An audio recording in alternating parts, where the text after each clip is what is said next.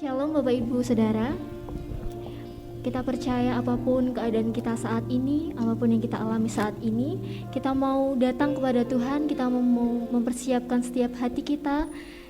Pujian syukur hanya untuk Yesus Kristus Tuhan kita. Haleluya Yesus.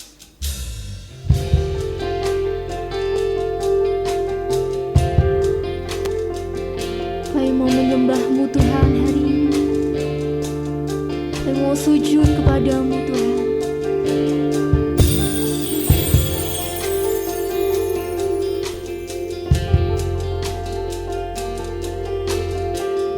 Di setiap hati kami Tuhan. Ku pandang kemuliaan-Mu,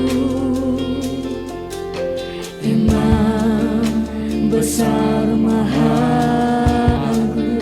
Kaulah pemilik hidupku Tuhan. Kaulah pemilik hidupku, Yesus Kristus Tuhan. Sujud di hadapan-Mu, sujud di depan tata-Mu, takut seluruh hidupku.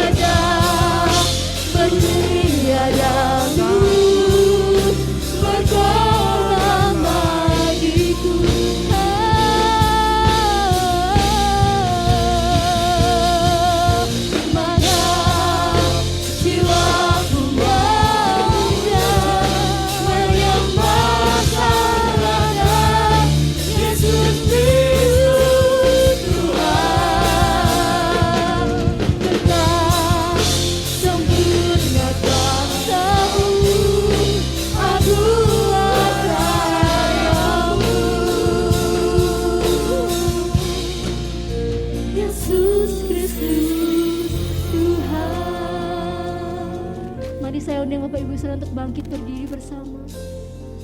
Kita mau menyembah Yesus, sebab Kau yang layak Tuhan.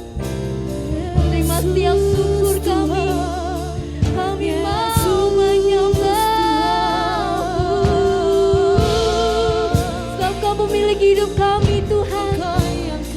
Kami bersyukur.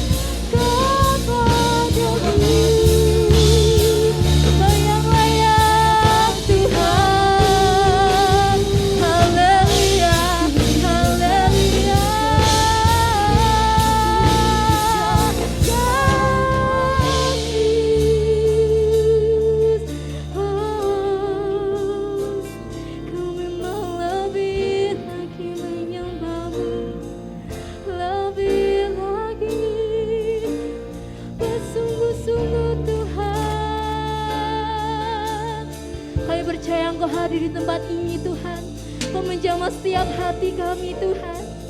Satu persatu Tuhan Kau melihat setiap hidup kami. Gak ada yang mustahil bagi-Mu.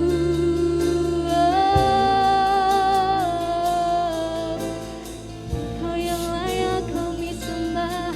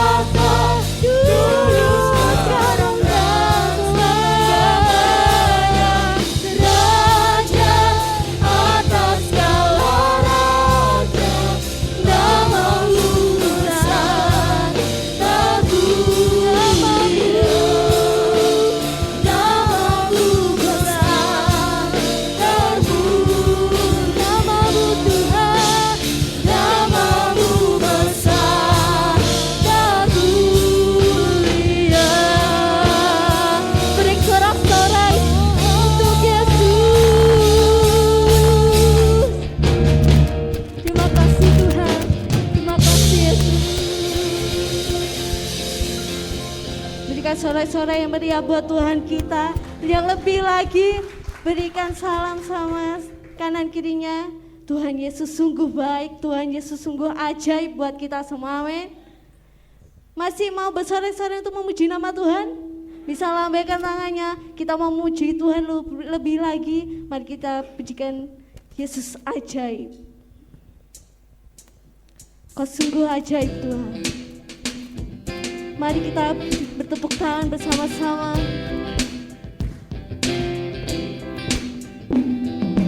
Yesus ajaib, Tuhanku ajaib, kasih-Nya ajaib bagiku.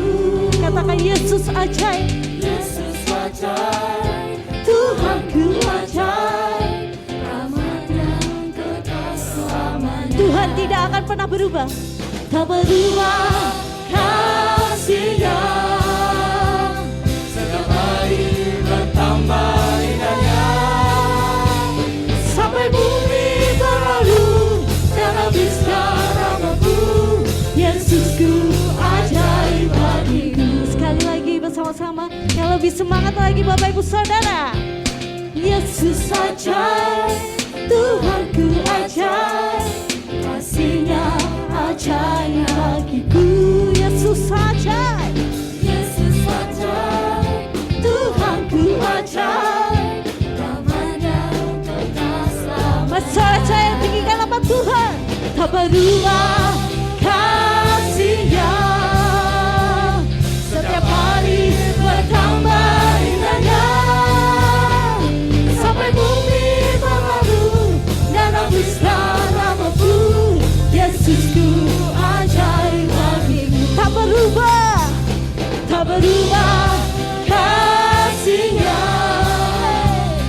setiap hari bertambah indahnya, sampai bumi berlalu dan habislah nafasku. Yesusku ajaib bagiku. Katakan bersama-sama, Yesus ajaib. Yesus ajaib, Dia yang berkuasa. Katakan ada mujizat yang besar.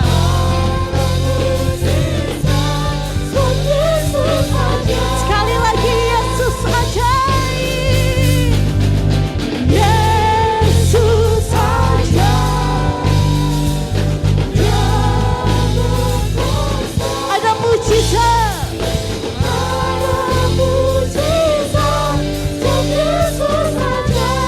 Beri tepuk tangan yang meriah buat Tuhan kita. Haleluya.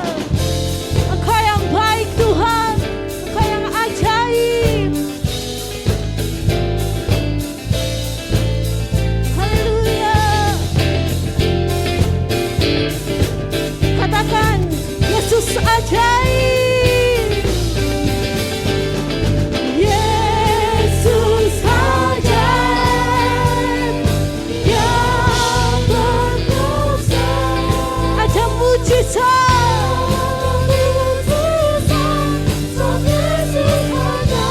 Mari bersama-sama katakan, tak berubah, tak berubah kasih-Nya, setiap hari bertambah indahnya,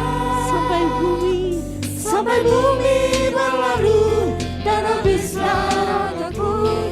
Yesusku ajaib bagiku. Katakan sekali lagi, tak berubah kasih-Nya, setiap hari bertambah indahnya, sampai bumi berlalu dan habislah rahmat-Mu. Yesusku ajaib bagiku. Yesus ajaib. Yesus ajaib, Dia berkuasa. Katakan ada mujizat. Ada mujizat.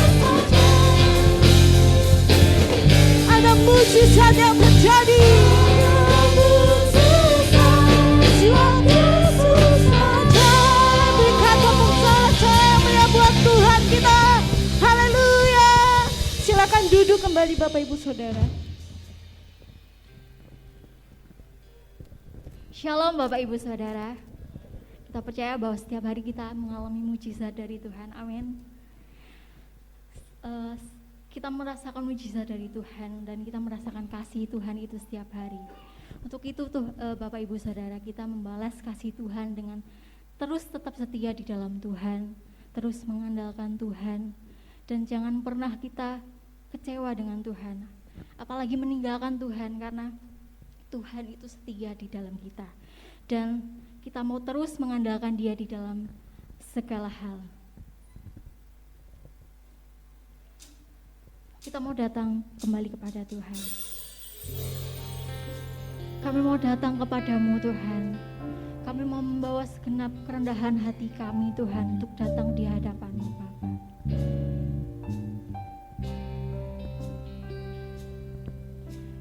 Tak akan pernah ku sesali mengiring Yesus sepanjang hidupku, lewati lembah air mata, ku saksikan kemuliaan Dia. Berapapun harga yang harus ku bayar, ku kan tetap setia melayani, mengasihimu, mengiringmu seumur hidupku. Janjimu kan tetap ku pegang teguh, sampai ku dapat mahkota kehidupan. Mari kita pujikan lagi dengan segenap hati kita. Tak akan pernah ku sesali mengiring Yesus sepanjang hidupku. Meskipun Tuhan permasalahan kita sangat berat di dalam hidup kami Tuhan, tapi kami tetap Tuhan menggunakan Engkau Tuhan, karena kami mau terus mengandalkan Engkau dan percaya setiap janji-Mu Tuhan. Berapapun harga yang harus ku bayar, ku kan tetap setia melayani, mengasihimu, mengiringmu seumur hidupku. Janjimu kan tetap ku pegang teguh, sampai ku dapat mahkota kehidupan.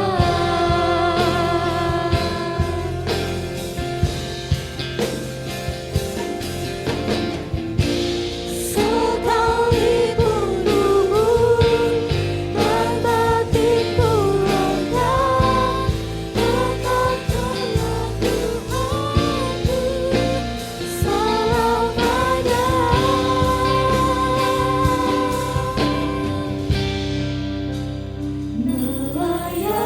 Mari katakan dengan segenap hatimu, kami mau melayani-Mu dengan segenap hatimu Tuhan, dengan segenap hati kami Tuhan. Meskipun dalam melayani Tuhan banyak hambatan yang terjadi, banyak rintangan yang terjadi, bahkan air mata Tuhan yang kami dapatkan, tapi kami percaya kami akan mendapatkan mahkota kehidupan Tuhan setelah kami bertemu dengan Engkau ya. Saya mau undang semua bangkit berdiri, kita mau angkat tangan kita mau lebih lagi datang pada Tuhan.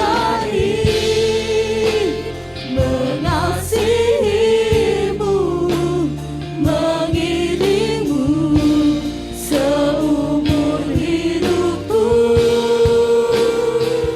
Janjimu kan tetap ku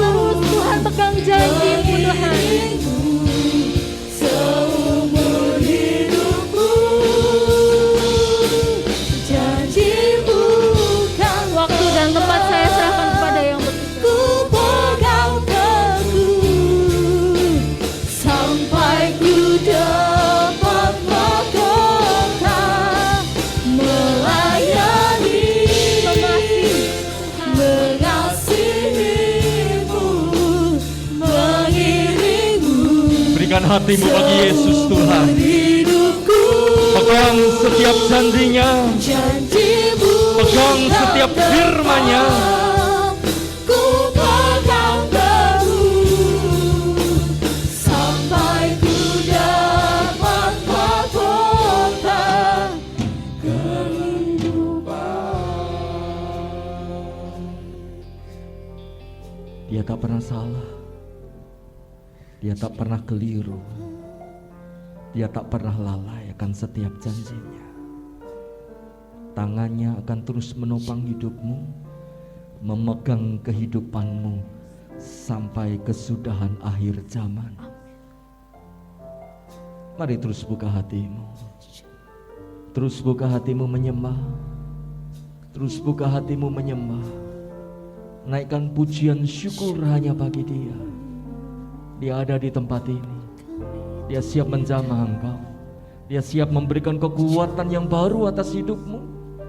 Sekalipun seringkali engkau dan saya ingkar akan janjinya. Sekalipun seringkali engkau dan saya meninggalkan janjinya. Tapi Dialah yang setia. Dialah yang setia. Dialah yang setia. Dialah yang setia. Dialah yang setia. Syakarala walataka syandaralaya. Shadarala balataka sikirala taka shandarala malataka sikirala taka shakaralaya takara balataka sandarala balataka sandaralaya. Shitiki harala balataka sandarala balataka shadarala balataka sakarala balataka sikinarala malataka sakaralaya. Mari terus angkat pujian bagi Dia. Angkat suaramu menyembah. Angkat suaramu menyembah. Menyembah. Menyembah bagi Dia. Oh, haleluya, haleluya, haleluya.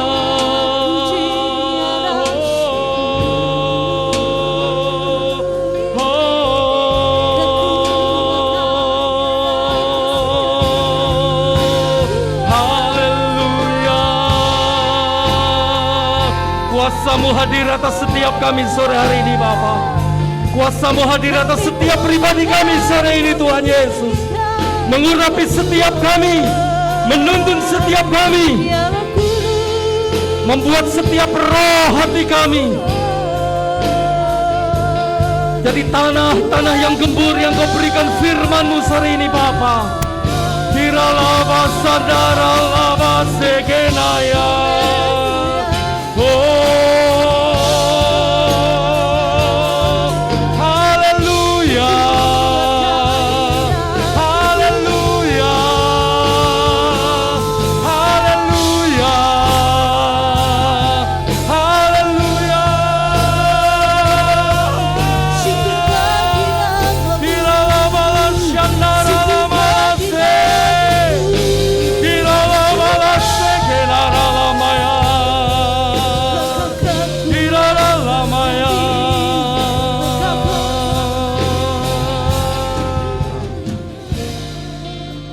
Berbicaralah setiap kami sore ini Bapa. Lawat setiap kami, untuk kami boleh mengerti setiap rencana-Mu. Sebab kami tahu tidak ada satupun rancangan dan rencana-Mu adalah jahat di atas hidup kami. Engkau selalu senantiasa merancangkan yang terbaik bagi kami. Kami tahu semua yang Kau beri itu akan indah pada waktunya. Jaga hati kami, tuntun roh kami, untuk tetap kami pegang teguh janji firman-Mu sampai mata kami terkatup untuk selama-lamanya.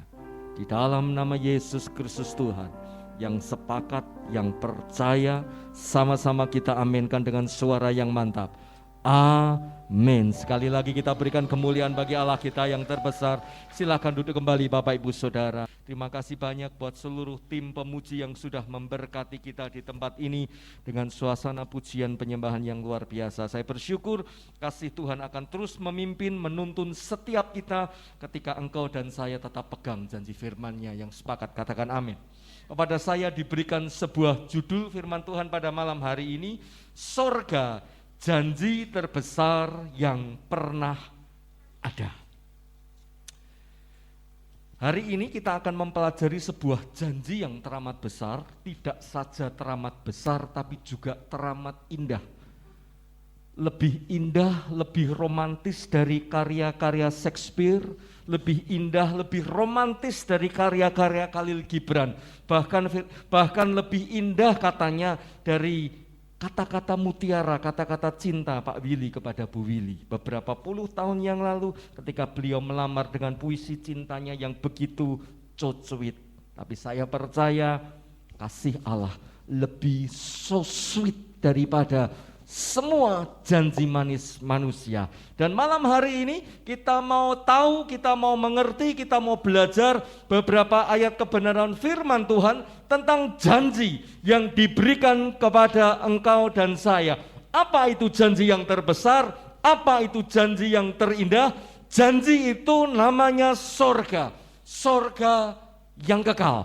Kita baca bersama-sama Yohanes pasal yang ketiga ayat 16 dan Yohanes pasal yang ke-14 ayat 1 sampai yang ketiga. Dua pasal ini adalah merupakan sebab dan akibat janji ini diberikan kepada setiap yang percaya. Saya bacakan Yohanes 3 ayat yang ke-16. Karena begitu besar kasih Allah akan dunia ini sehingga ia telah mengaruniakan anaknya yang tunggal, supaya setiap orang yang percaya kepadanya tidak binasa, melainkan beroleh hidup yang kekal. Simak baik-baik kata supaya setiap orang yang percaya kepadanya, percaya kepada anak tunggal Allah yang diutus. Kalau muncul pertanyaan, bukankah kita percaya Allah itu esa?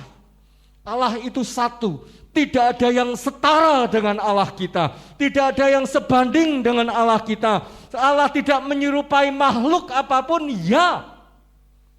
Firman Allah berkata, mengaruniakan anaknya yang tunggal. Mengapa disebut anaknya yang tunggal?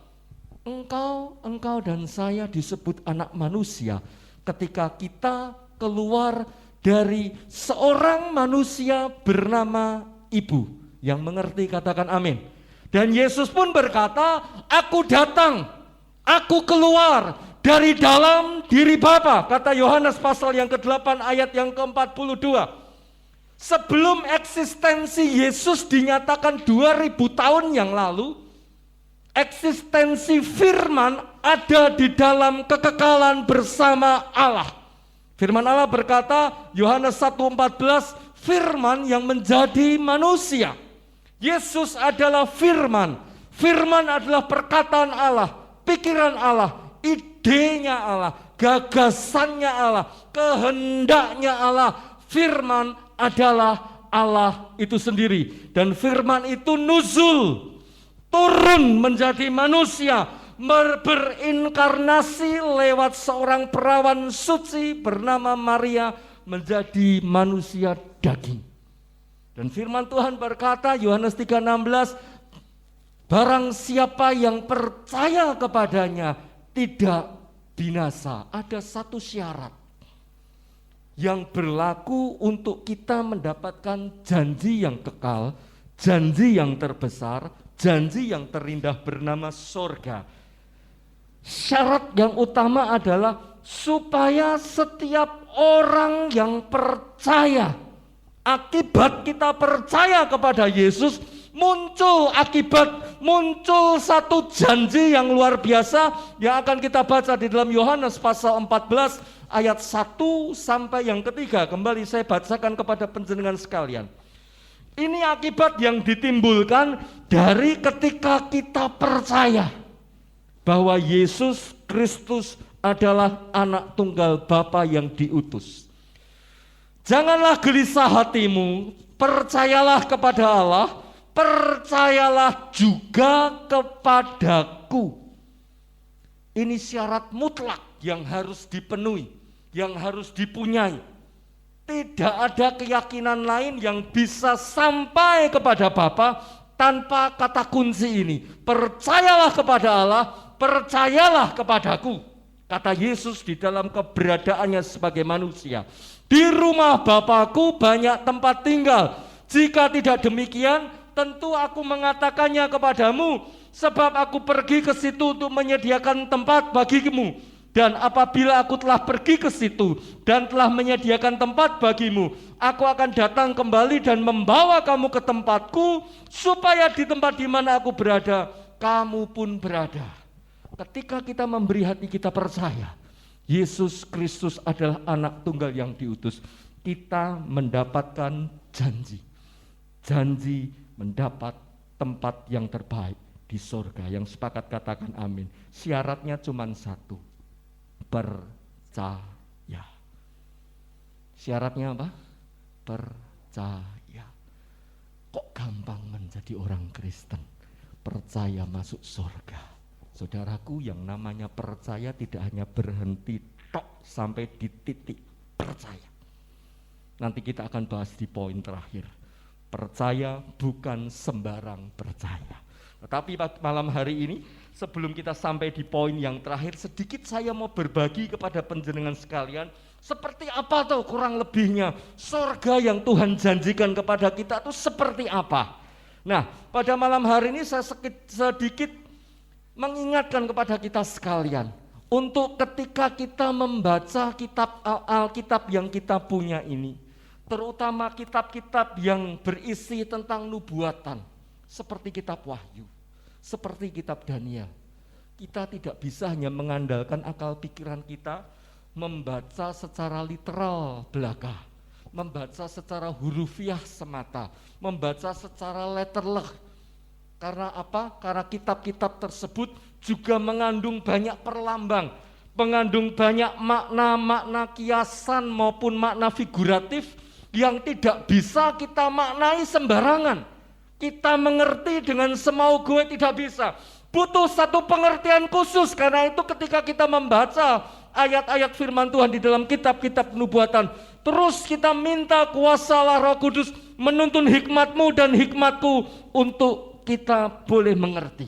Nah, poin yang pertama dari surga, seperti apa surga itu? Poin yang pertama adalah surga itu ternyata terdiri dari 3 lapis, 3 level, 3 tingkat, 3 kelas. Kalau engkau berkata, loh bro, bukankah langit itu terdiri dari 7 tingkat, 7 lapis? Ada atmosfer, ada biosfer, ada stratosfer, dan lain-lain. Malam ini kita tidak sedang mempelajari ilmu pengetahuan alam, tapi kita malam hari ini sedang belajar tentang firman Tuhan. Bukannya Alkitab ini tidak sesuai dengan saintik, tidak. Up to date ayat-ayat firman Tuhan ini juga selaras dengan ilmu pengetahuan yang kita pelajari selama ini.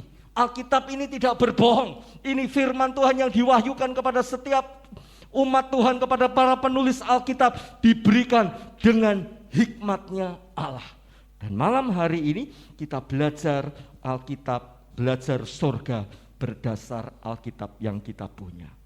Alkitab berkata surga atau langit itu terdiri dari 3 lapisan. Seringkali kita menganggap ketika mendengar istilah surga, sontak yang ada di dalam pikiran kita, tempat bersemayamnya Allah. Tapi kalau menurut koine di Greek atau bahasa Yunani, kata surga itu diambil dari akar kata kuranos yang artinya langit. Jadi ketika kita bicara tentang surga, tempat kediaman Allah, berarti ada tingkat-tingkatnya kuranos, tingkat-tingkatnya langit sampai di langit yang tertinggi, tempat bersemayamnya Allah.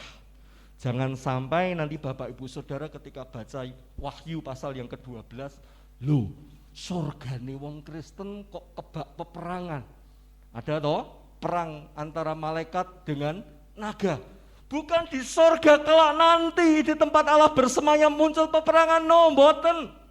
Makanya saya sekedar mengingatkan ketika kita baca kitab Wahyu, bacalah dengan hikmat roh. Kita akan mengerti kebenaran. jangan serampangan ketika kita membaca kitab nubuatan. Kita bahas yang pertama, sorga lapis pertama. Seperti apa sorga atau langit lapisan pertama itu? Lapisan langit pertama di bawah atmosfer bumi ini, tempat seluruh burung-burung di udara, serangga hidup berterbangan, cari nafkah, cari sesuap nasi, cari sesuap makan untuk mereka menyambung hidup. Itulah langit yang pertama. Langit yang pertama juga menurut Efesus pasal yang ke-6 ayat yang ke-12 adalah tempatnya para penguasa roh-roh jahat di udara merajalela. Mereka tinggal, mereka ada di sekitar kita, di bawah atmosfer bumi ini, atau langit tingkat pertama, atau sorga tingkat pertama. Naik ke tingkat yang kedua, sorga atau langit lapis yang kedua. Di atas atmosfer kita, seluruh jagat alam semesta, angkasa raya ini tempatnya bulan, bintang, matahari, dan benda-benda langit yang lain. Kita tinggal di sebuah galaksi bernama galaksi Bima Sakti. Terdiri dari beberapa planet-planet yang ada dan kita tinggal di sebuah planet bernama Bumi. Banyak ilmuwan berkata, mungkin di galaksi yang lain ada kehidupan yang sama dengan apa yang kita injakkan di bumi ini. Kita, ilmu pengetahuan kita, teknologi kita belum bisa sampai menjangkau akan hal-hal sedemikian. Tetapi begitu luas, begitu panjang, begitu lebarnya alam semesta, angkasa luar yang di atas atmosfer bumi ini, sehingga ketika untuk sekedar mengukur panjang, nggak bisa pakai penggaris 30 cm. Tidak bisa pakai alat ukur seperti tukang kayu itu semeter 2 meter diukur, nggak bisa. Harus ada satuan waktu tertentu yang bernama satuan waktu cahaya. 1 detik waktu cahaya seperti halnya kita mengedipkan mata kita, sak kedepan mata, wus, 300.000 kilometer panjangnya. Jadi kalau kita berkata jaraknya berapa? 1 tahun waktu cahaya, Anda hitung sendiri. Jangan saya yang menghitung, repot nanti urusannya. Anda nanti hitung di rumah, jadi PR bagi penjenengan sekalian. Kalau 1 detik waktu cahaya itu jaraknya 300.000 kilo, 1 tahun waktu cahaya itu Anda bisa bagi nanti. 1 tahun berapa bulan, berapa hari, berapa 1 hari itu berapa jam, berapa menit, berapa detik, terserah mumeto dewe nanti di rumah. Langit yang kedua, tempat bintang, bulan, matahari ada. Langit lapis yang ketiga. Yuk kita baca 1 Korintus pasal 12. Maaf, 2 Korintus pasal yang ke-12 ayat 1 sampai yang ke-4. Mungkin ada di antara Bapak Ibu Saudara yang bisa bantu untuk membacakannya. 2 Korintus pasal yang ke-12 ayat 1 sampai yang ke-4.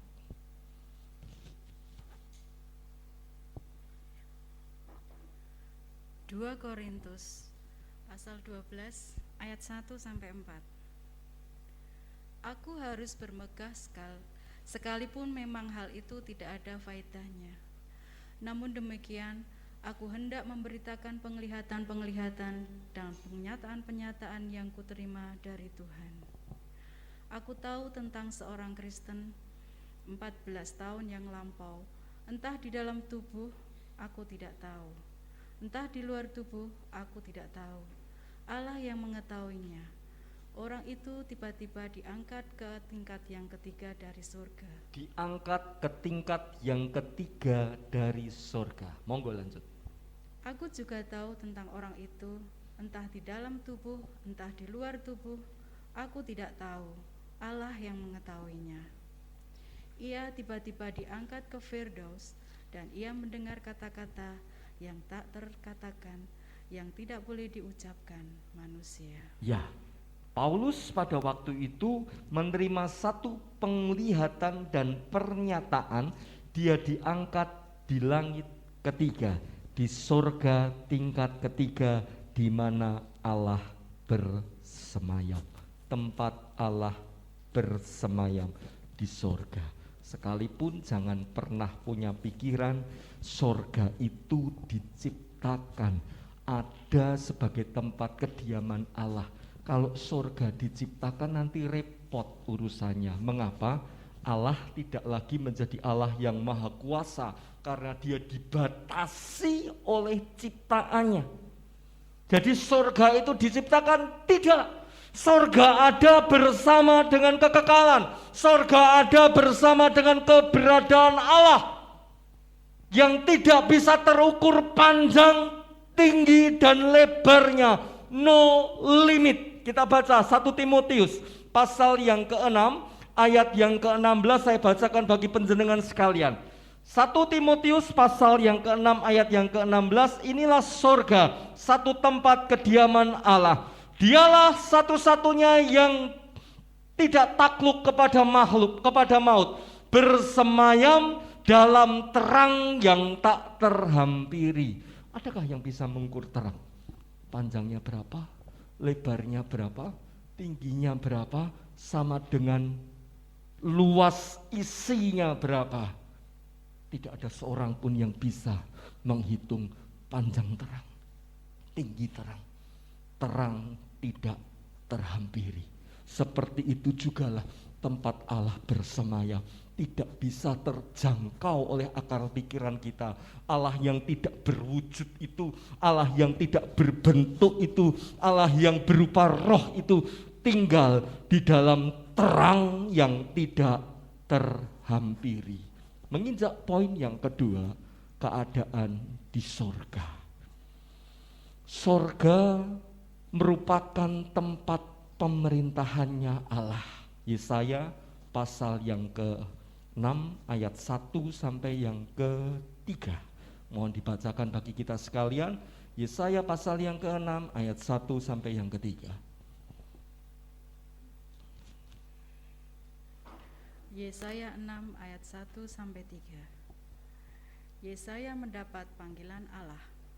Dalam tahun matinya Raja Uzia, aku melihat Tuhan duduk di atas tahta yang tinggi dan menjulang, dan ujung jubahnya memenuhi bait suci. Para serafin berdiri di sebelah atasnya, masing-masing mempunyai 6 sayap. 2 sayap dipakai untuk menutupi muka mereka, 2 sayap dipakai untuk menutupi kaki mereka, dan 2 sayap dipakai untuk melayang-layang. Dan mereka berseru seorang kepada seorang, katanya, Kudus, kudus, kuduslah Tuhan semesta alam. Seluruh bumi penuh kemuliaannya. Seluruh bumi penuh kemuliaannya. Lanjut Wahyu pasal yang ke-4 ayat yang kedua, saya bacakan kepada panjenengan sekalian.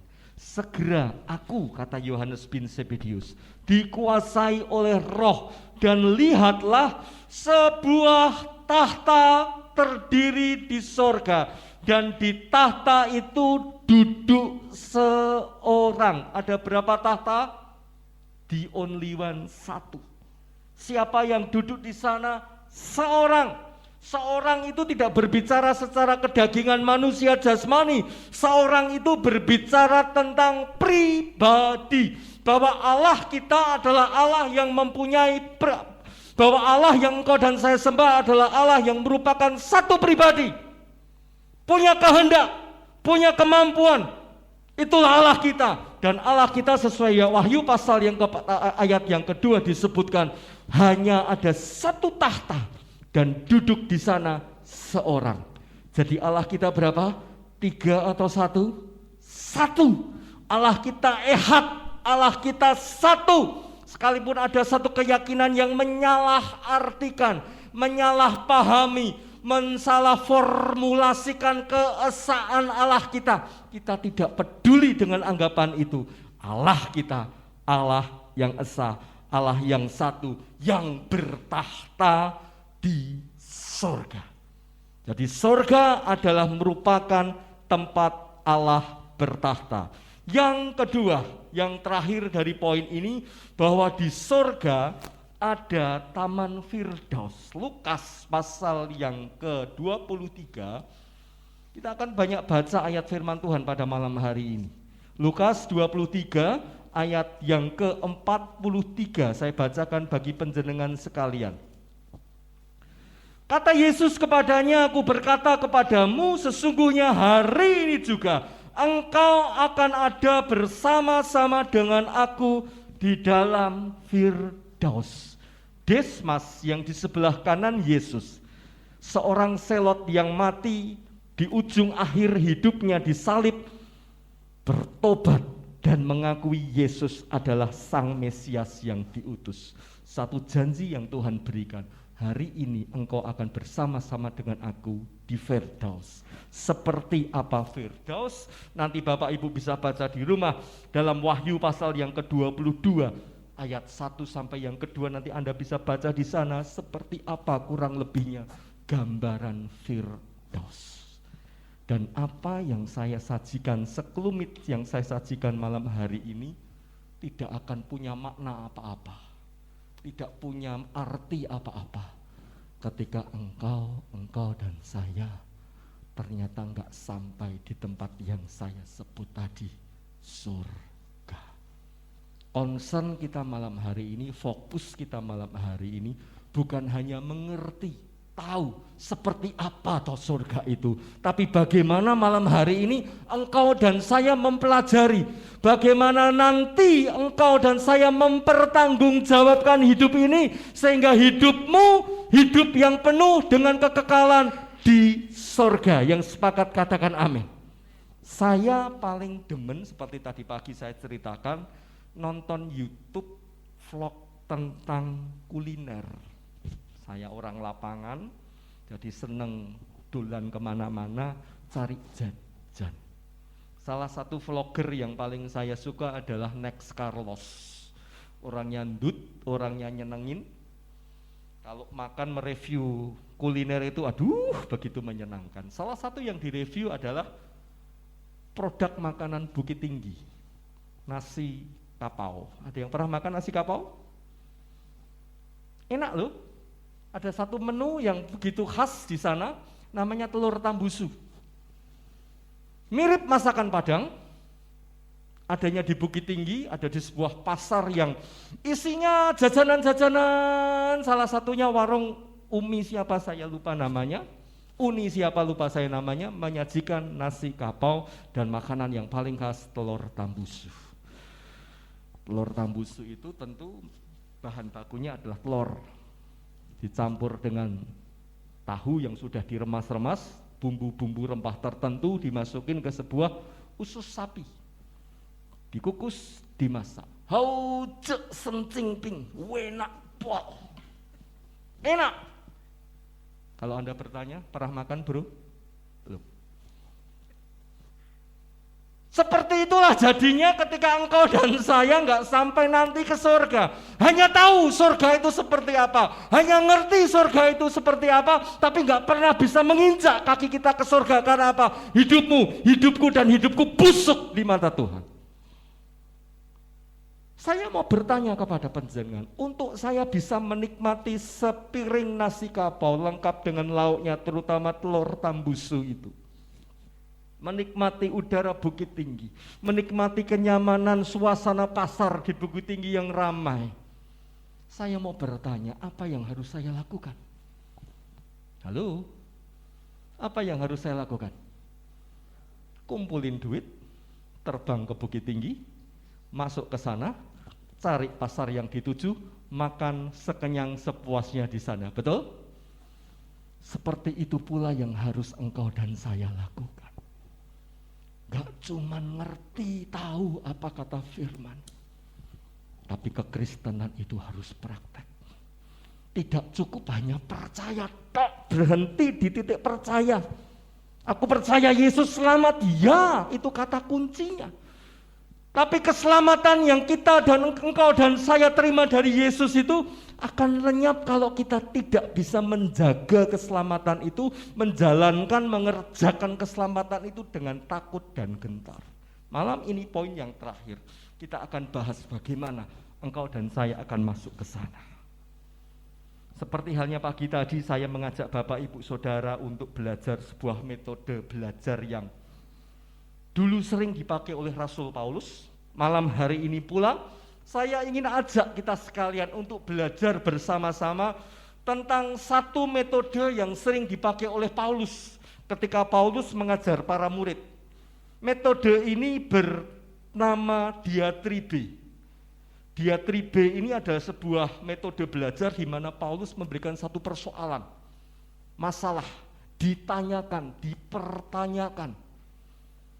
Lalu kemudian Paulus memberikan jawaban dan menjelaskannya secara terperinci.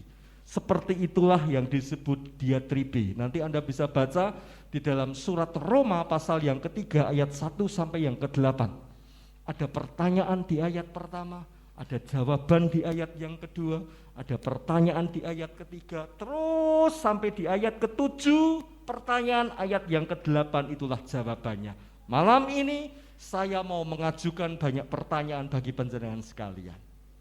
Pertanyaan yang pertama, apa yang harus kita lakukan supaya engkau, panjenengan dan saya tidak hanya ngerti surga itu seperti apa, tapi kita juga sampai ke surga sebagai penghuni-penghuni kekekalan di surga.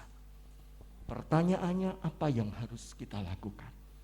Yang pertama adalah cari dulu kerajaan Allah dan kebenarannya, maka semuanya akan diberikan kepadamu. Yang sepakat katakan amin. Matius 6 ayat 33 berkata, cari dulu kerajaan Allah. Apa itu kerajaan Allah? Roma pasal yang ke-14 ayat yang ke-17. Roma pasal yang ke-14 ayat yang ke-17 saya bacakan bagi panjenengan sekalian. Sebab kerajaan Allah bukanlah soal makanan dan minuman, tetapi soal kebenaran, damai sejahtera dan sukacita oleh Roh Kudus. Ketika fokus hidup kita, concern hidup kita, perhatian hidup kita, cari dulu kerajaan Allah, maka tidak hanya apa yang kita butuhkan yang Tuhan berikan, tapi juga apa yang kita perlu, bahkan apa yang kita inginkan. Firman Tuhan mencatat akan ditambahkan, diberikan kepadamu sebagai satu bonus. Yang percaya mengerti katakan amin. Bukan cuma kebutuhan toh, tapi apapun yang kita inginkan Tuhan beri. Mengapa? Karena kita mencari kerajaan Allah dan bukan cari dunia. Ketika dibalik kita cari dunia, maka surga pun akan hilang. Tapi ketika kita mencari kerajaan Allah, apapun yang engkau dan saya butuhkan, perlukan, inginkan, Dia berikan. Saya mau berikan satu bukti bagi panjenengan. Buka 1 Yohanes pasal yang ke-2 ayat 15 sampai yang ke-17. 1 Yohanes pasal yang kedua ayat 15 sampai yang ke-17. Janganlah kamu mengasihi dunia dan apa yang ada di dalamnya. Jikalau engkau mengasihi dunia, maka kasih akan Bapa tidak ada di dalam orang itu. Sebab semua yang ada di dalam dunia, yaitu keinginan daging dan keinginan mata, serta keangkuhan hidup, bukanlah berasal dari Bapa, melainkan dari dunia. Dan dunia ini sedang lenyap dengan keinginannya, tetapi orang yang melakukan kehendak Allah tetap hidup untuk selama-lamanya. Dunia berbicara tentang kedagingan dan nafsu mata. Tapi ketika kita mencari kerajaan Allah dan kebenarannya, maka kedagingan itu pun akan sirna di dalam hidup kita. Yang sepakat katakan amin. Fokus kita hanya cari kerajaan Allah, maka yang namanya kedagingan itu akan lenyap dari hidup kita. Dan apapun yang engkau dan saya butuhkan, perlukan, inginkan, itu diberikan kepada Tuhan. Karena apa? Nafsu kedagingan tidak berkuasa lagi di dalam hati pikiran kita ketika kita mencari kerajaan Allah dan kebenarannya. Pertanyaan yang kedua, apa langkah selanjutnya untuk kita mencari kerajaan Allah dan kebenarannya? Syaratnya apa? Langkah berikutnya apa? Yohanes pasal 14 ayat 1 dan 3 tadi berkata apa di ayat yang pertama? percayalah kepada Allah dan kepadaku. Itu kata kuncinya. Ibarat kita mau mencari sesuatu di balik sebuah pintu yang besar. Kita perlu sebuah anak kunci untuk membuka pintu, membukanya, dan kita masuk ke tempat itu mencari kerajaan Allah dan kebenarannya. Bagaimana kita bisa membuka pintu itu ketika kita tidak punya kunci yang cocok, kunci yang sesuai untuk membuka pintu tersebut? Bisa nangkep? Kita cari kerajaan Allah itu di balik pintu yang besar itu.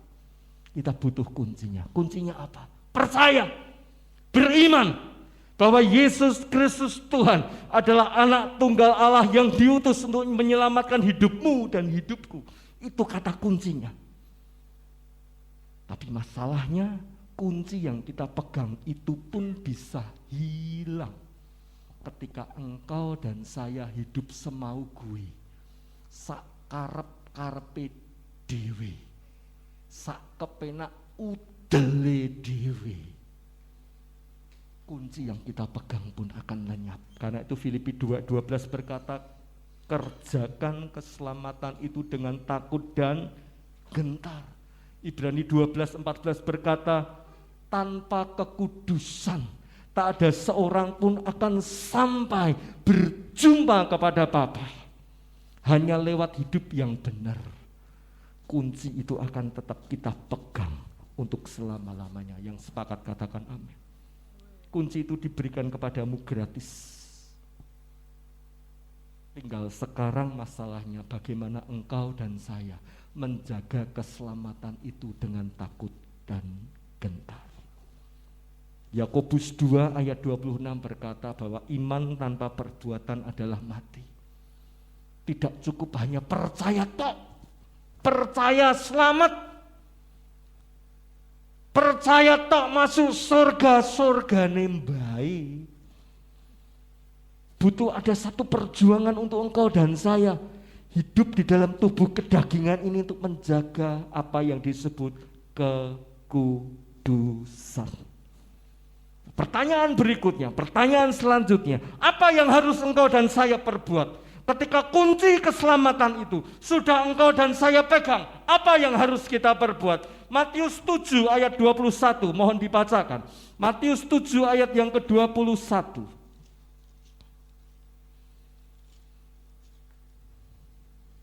Matius 7 ayat ke-21. Bukan setiap orang yang berseru kepadaku, Tuhan, Tuhan, akan masuk ke dalam kerajaan surga, melainkan dia yang melakukan kehendak Bapakku yang di surga. Konteks ayat ini berbicara tentang pengajaran yang sesat, nabi-nabi palsu, guru-guru palsu yang mengajar dengan motivasi yang keliru, motivasi yang salah. Tetapi ayat yang ke-21 pun bisa berlaku bagi setiap orang-orang yang mengaku Kristen, mengaku percaya Yesus itu Tuhan, memanggil Yesus itu Tuhan, tetapi sesungguhnya, sejatinya Yesus berkata sebaliknya, aku tidak mengenal engkau sebab engkau pelaku kejahatan, perbuatanmu, hidupmu busuk di hadapanku karena engkau tidak melakukan kehendak Bapakku. Ayat ke-21 tidak berlaku bagi setiap orang-orang Kristen ketika orang-orang Kristen itu melakukan kehendak Bapa di sorga. Yang sepakat katakan amin. Sekali lagi saya ulang perkataan ini. Bukan setiap orang yang berseru kepadaku Tuhan, Tuhan akan masuk ke dalam kerajaan sorga, melainkan mereka yang melakukan kehendak Bapakku. Apa itu kehendak Bapa? Markus pasal yang ke-9 ayat yang ke-7. Markus pasal yang ke-9 ayat yang ke-7 saya bacakan bagi panjenengan sekalian. Maka datanglah awan menaungi mereka dan dari dalam awan itu terdengar suara, inilah anak yang kukasihi, dengarkanlah dia. Satu saat Yesus mengajak beberapa orang murid untuk naik ke sebuah gunung bernama Gunung Tabor. Di atas Gunung Tabor itu mereka melihat, menyaksikan Musa turun dari sorga. Elia pun demikian, menjumpai Yesus di satu titik tertentu dan mereka bercakap-cakap bertiga di sana. Kemudian Rasul Petrus berkata, alangkah begitu senangnya, bahagia kami ketika kami ada di tengah-tengah engkau bertiga.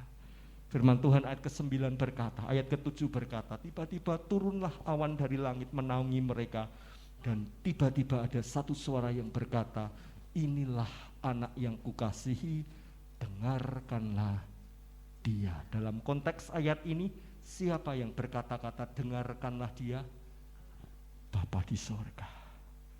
Dengarkanlah dia merujuk pada satu pribadi bernama Yesus. Jadi apa itu kehendak Bapa? Kita harus dengar apa kata Yesus. Yang mengerti katakan amin.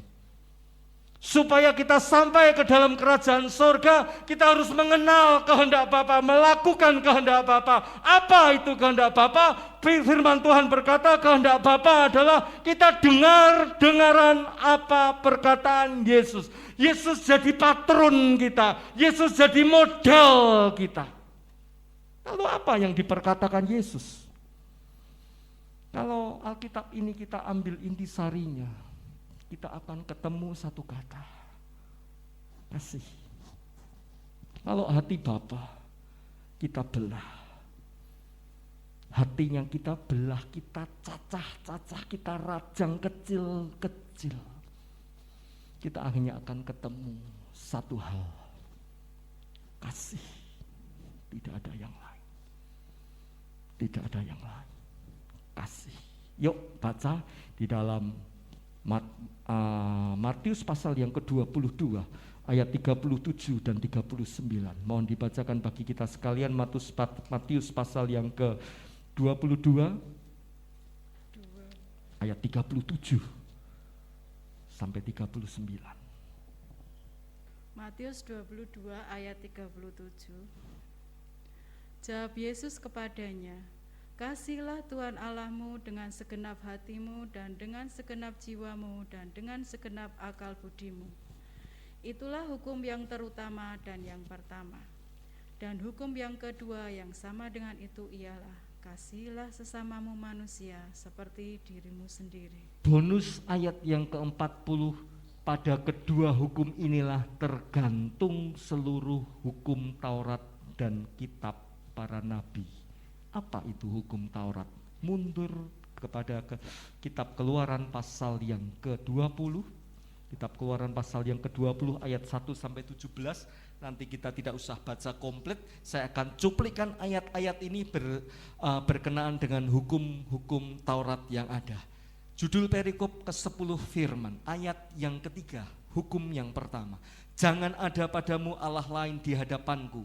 Ayat yang keempat, hukum yang kedua, jangan membuat bagimu patung yang menyerupai apapun yang ada di langit di atas atau yang ada di bumi di bawah atau yang ada di dalam air di bawah bumi. Jangan sujud menyembah kepadanya atau beribadah kepadanya, sebab aku Tuhan Allahmu adalah Allah yang cemburu, yang membalaskan kesalahan bapa kepada anak-anaknya, kepada keturunan yang ketiga dan keempat dari orang-orang yang membenci aku. Ayat yang ketujuh, hukum yang ketiga, jangan menyebut nama Tuhan Allahmu dengan sembarangan. Ayat yang ke-8, hukum yang keempat, ingatlah dan kuduskanlah hari Sabat. Tanpa kasih kita tidak akan pernah mengenal Allah yang esa. Tanpa kasih kita tidak akan pernah menuruti kehendak Bapa. Tanpa kasih kita tidak akan pernah ada ke tempat ini, di tempat ini untuk beribadah bersama-sama. Tanpa kasih tidak akan ada apa yang disebut kekristenan. Kasih adalah yang terutama. Itulah hukum yang pertama, kasih. Hukum yang kedua, sama kasih. Ayat yang ke-12, hormatilah ayahmu dan ibumu. Hukum yang kelima, hukum yang keenam, janganlah membunuh, janganlah berzina, janganlah mencuri, jangan mengucapkan saksi dusta tentang sesamamu. Ayat yang ke-17 merupakan hukum yang terakhir, jangan mengingini rumah sesamamu, jangan mengingini istrinya atau hambanya laki-laki atau hambanya perempuan atau lembunya atau keledainya atau apapun yang dipunyai sesamamu. Tanpa kasih kita akan mencuri, tanpa kasih kita akan berzina, tanpa kasih kita akan mengucap saksi dusta, tanpa kasih kita akan membunuh, tanpa kasih kita akan menginginkan harta milik orang lain, tanpa kasih suami istri saling cekcok, saling gampar, saling keluar kata-kata kotor. Tanpa kasih. Jadi kasih ini merupakan apa yang dikehendaki Bapa untuk engkau dan saya kerjakan, lakukan. Kasih, miliki kasih. Yang mengerti katakan amin. Lalu apa prakteknya? Aplikasinya di dalam hidup sehari-hari yang simple, yang so gampang, so simple itu apa, bro? Yuk baca bersama-sama ayat yang terakhir, 1 Yohanes pasal yang ketiga. 1 Yohanes pasal yang ketiga. Ayat yang ke-14 sampai yang ke-18 saya bacakan bagi panjenengan sekalian. Kita tahu bahwa kita sudah berpindah dari maut ke dalam hidup, yaitu karena kita mengasihi saudara kita. Barang siapa tidak mengasihi, ia tetap di dalam maut. Setiap orang yang membenci saudaranya adalah seorang pembunuh, manusia. Dan kamu tahu bahwa tidak ada seorang pembunuh yang tetap memiliki hidup yang kekal dalam dirinya. Demikianlah kita ketahui kasih Kristus, bahwa ia telah menyerahkan nyawanya untuk kita. Jadi kita pun wajib menyerahkan nyawa kita untuk saudara-saudara kita. Apa maksud menyerahkan nyawa kita kepada saudara-saudara kita? Ayat ke-17 ini jawabnya. Barang siapa mempunyai harta duniawi dan melihat saudaranya menderita kekurangan, tetapi menutup pintu hatinya terhadap saudaranya itu, bagaimanakah kasih Allah dapat tetap ada di dalam dirinya? Marilah anak-anakku, marilah kita mengasihi bukan dengan perkataan atau dengan lidah, tetapi dengan perbuatan dan dalam kebenaran. Kasih menika boten namung lame sing lambi, manis di bibir, tapi tidak ada praktek. Prakteknya apa? Simple. Kasih itu pasti memberi. Yang sepakat katakan amin. Kasih itu pasti memberi. Percuma suami istri berkata, aku mengasihimu, Mam. Kalau hal yang simpel saja, Pak, dapur kosong beras, gak ada pemberian kasih dari seorang suami. Bagaimana seorang bisa berkata kasih kalau tidak ada pemberian? Beri untuk hal-hal yang kecil. Mungkin kau berkata, aku pun tidak punya apa-apa, Mas. Aku pun tidak punya apa-apa, Bu. Bagaimana aku memberi?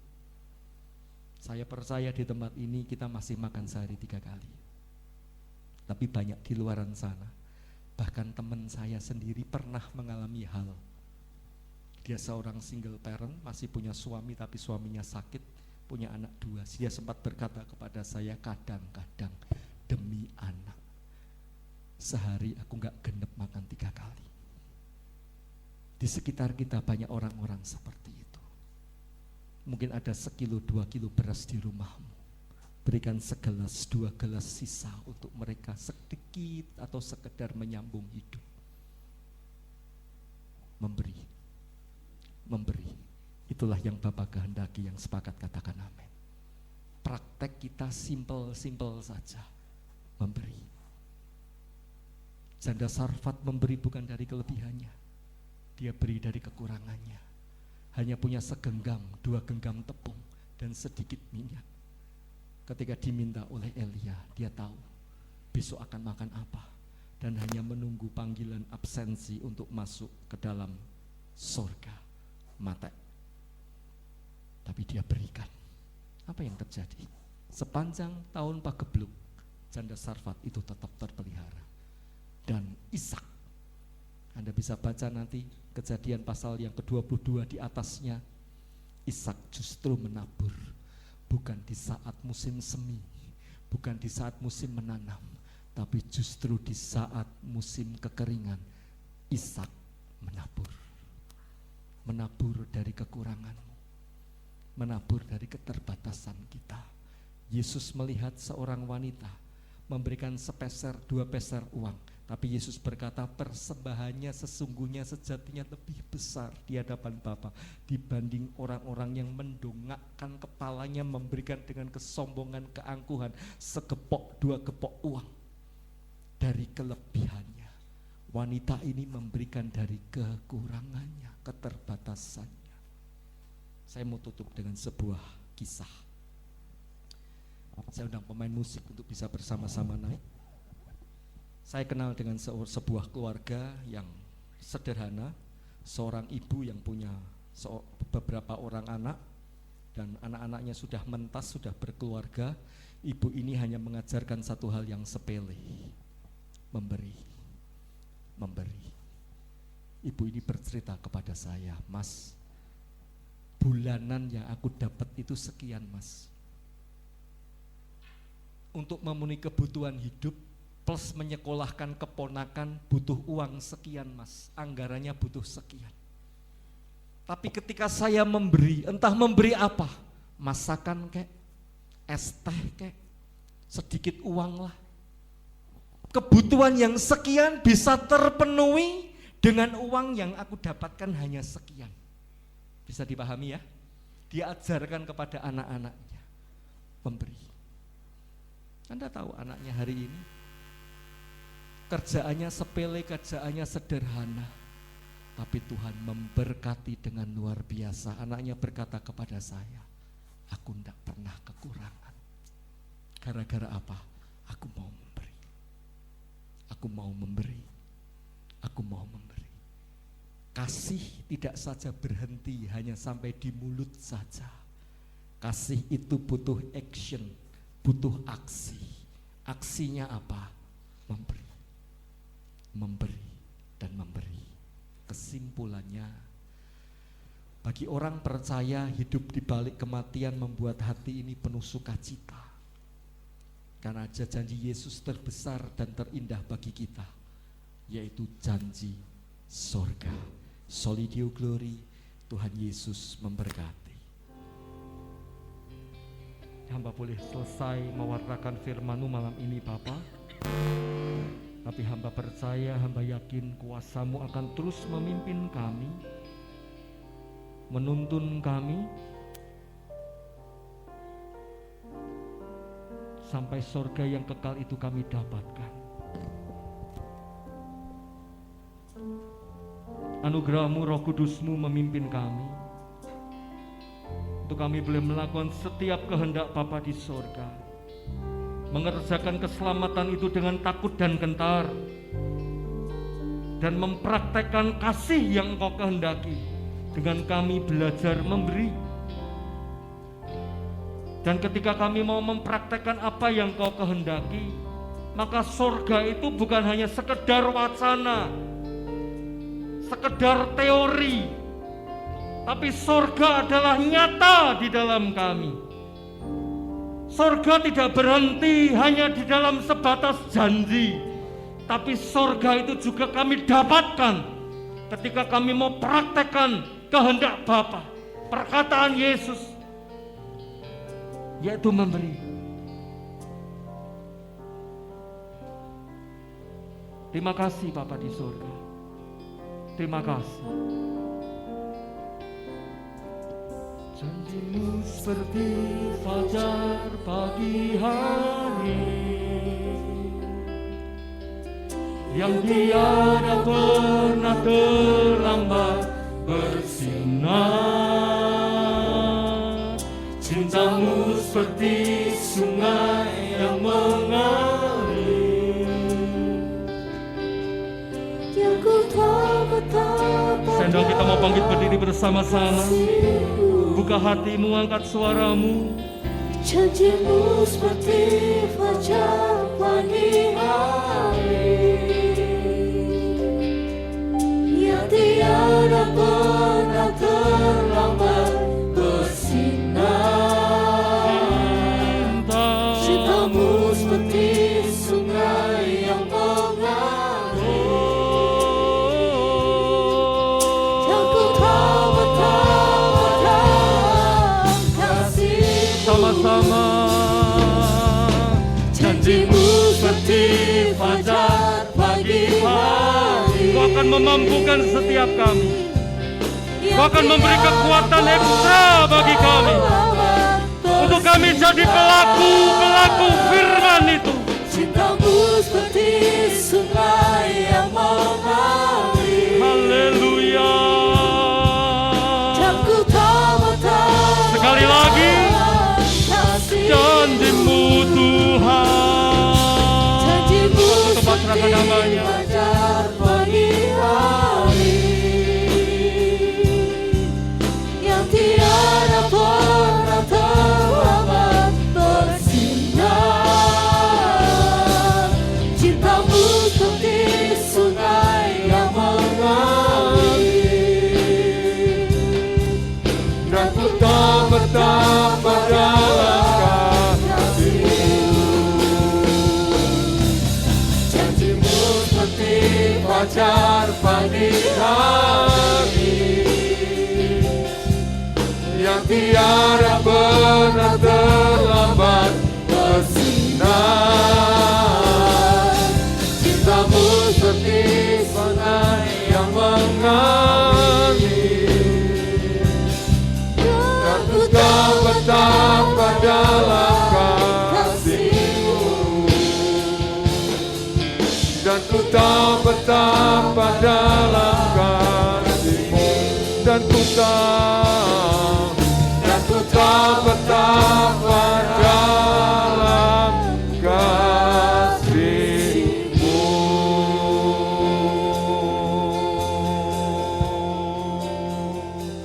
Sebab Kau besar, perbuatanmu ajaib, tiada seperti Engkau, tiada seperti Engkau. Sebab Kau besar, perbuatanmu ajaib, tiada seperti Engkau, tiada seperti Engkau. Kau besar, perbuatanmu ajaib, tiada seperti Engkau, tiada seperti Engkau. Sebab Kau besar, perbuatanmu ajaib, tiada seperti Engkau, tiada seperti Engkau. tiada seperti Engkau. Kau besar, perbuatanmu ajaib, tiada seperti Engkau, tiada seperti Engkau.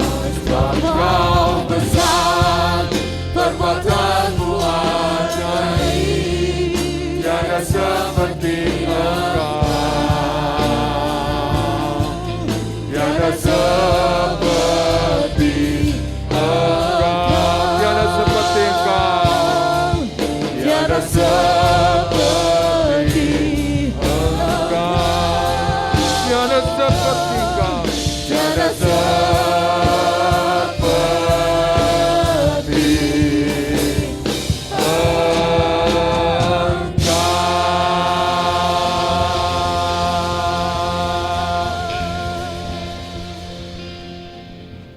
Hamba-Mu telah menyampaikan kebenaran firman-Mu. Apapun yang Hamba sampaikan, kami percaya datang dari Engkau, Allah yang kudus, Allah yang kami sembah, dan kami semua mendapatkan pengertian baru tentang kerajaan sorga. Tapi kami tidak akan bisa masuk ke situ tanpa kami memiliki kasih Tuhan. Sejatinya kami mengerjakan kasih dengan sesungguhnya Tuhan. Mengasihi sesama, terlebih mengasihi Engkau. Mengasihi Engkau dengan segenap hati kami, segenap pikiran kami, dan segenap kekuatan kami. Terima kasih Tuhan, terima kasih untuk ajaran firman-Mu. Berkati hamba-Mu Pak Rudi yang telah menyampaikan isi hati-Mu kepada kami. Dan dalam nama Tuhan Yesus, kasih anugerah berkat Tuhan melimpah juga buat kami semua. Kita yang percaya bersama katakan, Tuhan memberkati, silakan. Mari kita bangkit berdiri bersama.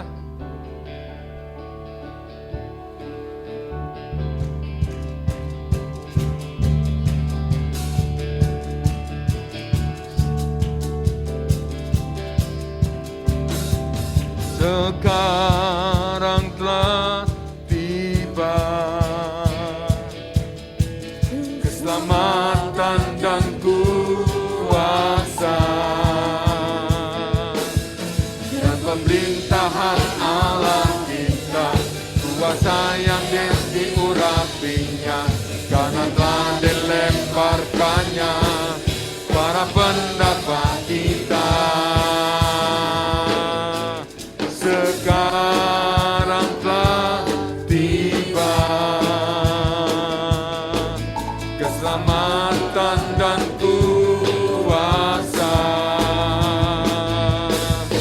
dan pemerintahan Allah kita, kuasa yang diurapinya, karena telah dilemparkannya para pendapat kita.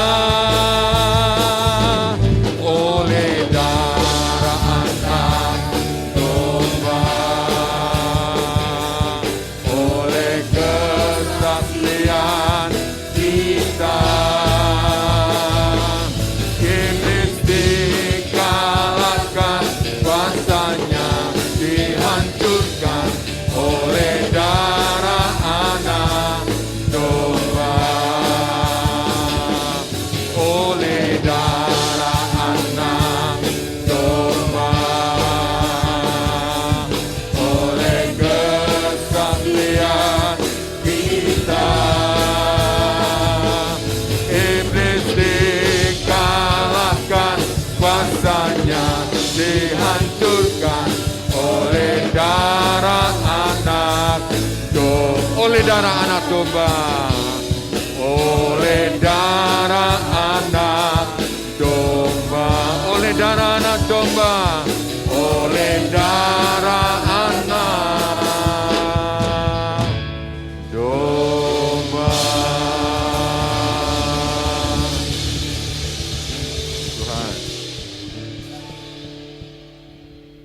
terima kasih untuk kemenangan sukacita karena kami punya kuasa darah anak domba yang hari ini telah membasuh hidup kami, telah menjadikan kami menjadi hamba-Mu yang kudus, yang boleh kami menghadap Engkau dengan hati penuh sukacita menghadap Engkau Tuhan. Kami percaya oleh kuasa darah anak domba, segala sakit penyakit kami dihancurkan Tuhan. Segala kelemahan, kelelahan kami boleh dibuat segar kembali dalam Tuhan. Terima kasih Tuhan, terima kasih.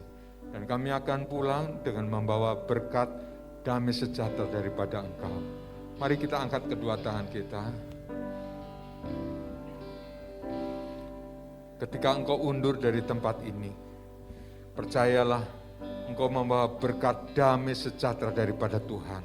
Percayalah Tuhan Yesus dalam kasih-Nya, anugerah-Nya memberkati hidupmu.